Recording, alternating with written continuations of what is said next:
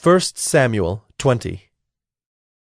Then David fled from Naioth in Ramah, and came and said before Jonathan, What have I done?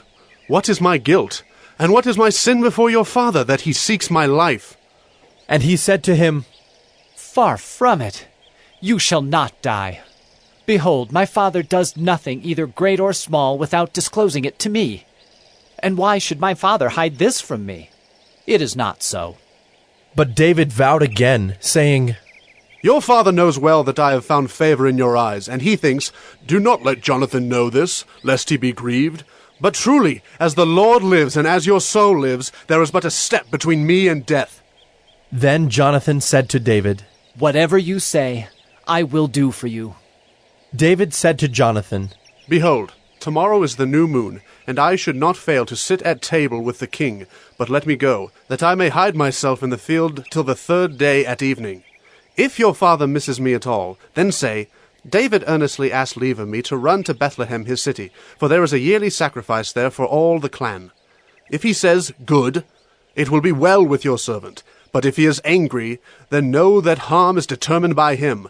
Therefore deal kindly with your servant, for you have brought your servant into a covenant of the Lord with you. But if there is guilt in me, kill me yourself, for why should you bring me to your father? And Jonathan said, Far be it from you. If I knew that it was determined by my father that harm should come to you, would I not tell you? Then David said to Jonathan, Who will tell me if your father answers you roughly? And Jonathan said to David, Come, let us go out into the field. So they both went out into the field. And Jonathan said to David, The Lord, the God of Israel, be witness. When I have sounded out my father about this time tomorrow, or the third day, behold, if he is well disposed toward David, shall I not then send and disclose it to you? But should it please my father to do you harm, the Lord do so to Jonathan.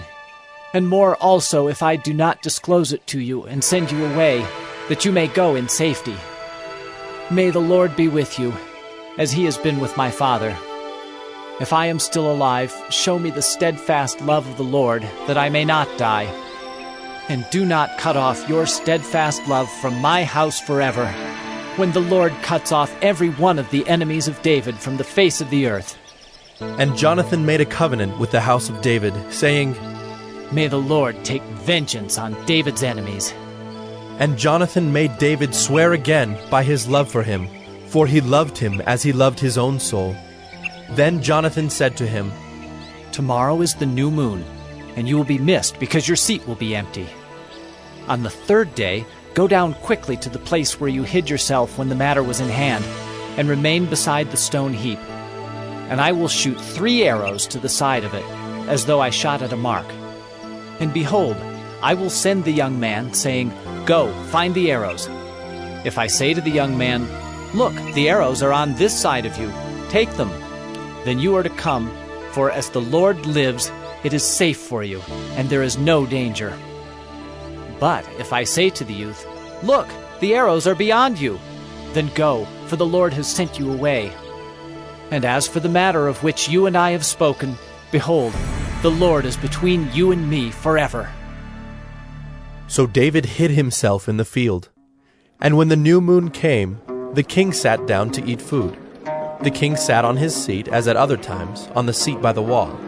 Jonathan sat opposite, and Abner sat by Saul's side. But David's place was empty. Yet Saul did not say anything that day, for he thought, Something has happened to him. He is not clean. Surely he is not clean. But on the second day, the day after the new moon, David's place was empty. And Saul said to Jonathan his son, Why has not the son of Jesse come to the meal, either yesterday or today? Jonathan answered Saul, David earnestly asked leave of me to go to Bethlehem.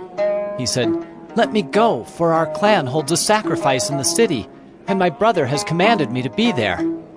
So now if I have found favor in your eyes, let me get away and see my brothers. For this reason he has not come to the king's table.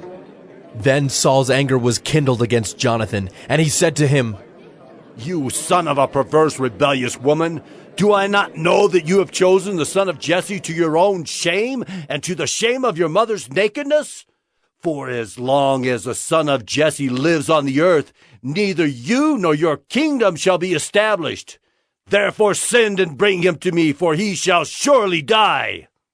Then Jonathan answered Saul his father, "Why should he be put to death? What has he done?" But Saul hurled his spear at him to strike him. So Jonathan knew that his father was determined to put David to death. And Jonathan rose from the table in fierce anger and ate no food the second day of the month, for he was grieved for David, because his father had disgraced him. In the morning Jonathan went out into the field to the appointment with David, and with him a little boy. And he said to his boy, "Run and find the arrows that I shoot." As the boy ran, he shot an arrow beyond him. And when the boy came to the place of the arrow that Jonathan had shot, Jonathan called after the boy and said, "Is not the arrow beyond you?" And Jonathan called after the boy, "Hurry! Be quick! Do not stay!" So Jonathan's boy gathered up the arrows and came to his master. But the boy knew nothing. Only Jonathan and David knew the matter. And Jonathan gave his weapons to his boy, and said to him, "Go and carry them to the city." And as soon as the boy had gone, David rose from beside the stone heap, and fell on his face to the ground, and bowed 3 times. And they kissed one another and wept with one another, David weeping the most. Then Jonathan said to David, "Go in peace, because we have sworn both of us in the name of the Lord, saying, 'The Lord shall be between me and you, and between my offspring and your offspring forever.'" And he rose and departed, and Jonathan went into the city.